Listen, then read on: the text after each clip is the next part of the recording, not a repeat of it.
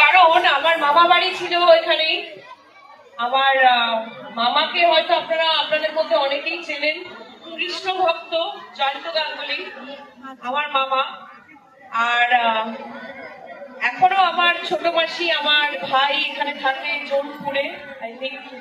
তো ছোটবেলাটায় প্রচুর দুর্গাপুজোতে আমি এখানে ঘুরেছি, ঠাকুর দেখেছি, প্রচুর খাওয়া দাওয়া করেছি। অনেকটা ছোটবেলায় গেছে আমার এই কাঁচরাপাড়ায়, তো অনেক রাস্তা চেনা জানা। আমি একটু আগেই হকার্স কর্নারের ওখান থেকে আসছিলাম, একদম মানে নস্টালজিক হয়ে গেছি, কারণ ছোটবেলাকার কথা মনে পড়ে গেছে। তো আমার তো ভীষণ ভালো লাগছে, আপনাদের কেমন লাগছে সেটা একটু চিৎকারটা শুনতে। আমি এখানে দেখছি যে এখানে মহিলার সংখ্যা একটু বেশি, বেশিরভাগ দেখছি মহিলাদের, তাই তো? আমার হিরোরা কোথায়?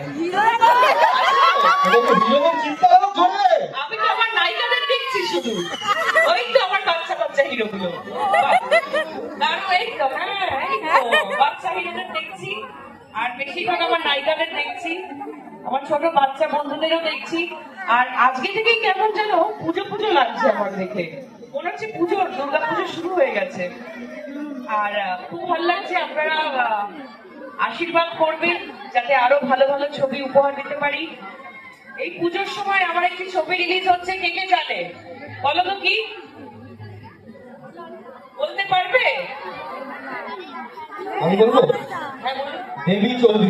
একদম কম পেয়েছো, কম। একদমই এই পুজোতে আমার ছবি দেবী চৌধুরানী রিলিজ হচ্ছে।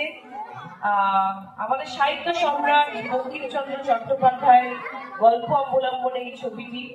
আমি চরিত্রটা যেটা অভিনয় করেছি, যে চরিত্রে, তার নাম দেবী চৌধুরানী।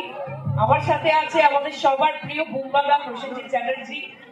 তো অনেকদিন পর পুজো রিলিজ হচ্ছে, আমি চাইবো আপনারা সবাই মিলে হলে গিয়ে, এই পুজোতে আরো অনেক অনেক ছবি রিলিজ হচ্ছে। আমি এখানে এসেছি, আমি আমার ছবির কথা বলছি, আপনারা সবাই যাবেন, হলে গিয়ে দেখবেন, খুব খুব ভালো লাগবে। আর এত সান্নাটা কেন, চিৎকার শুনতে চাই তো এদিকে।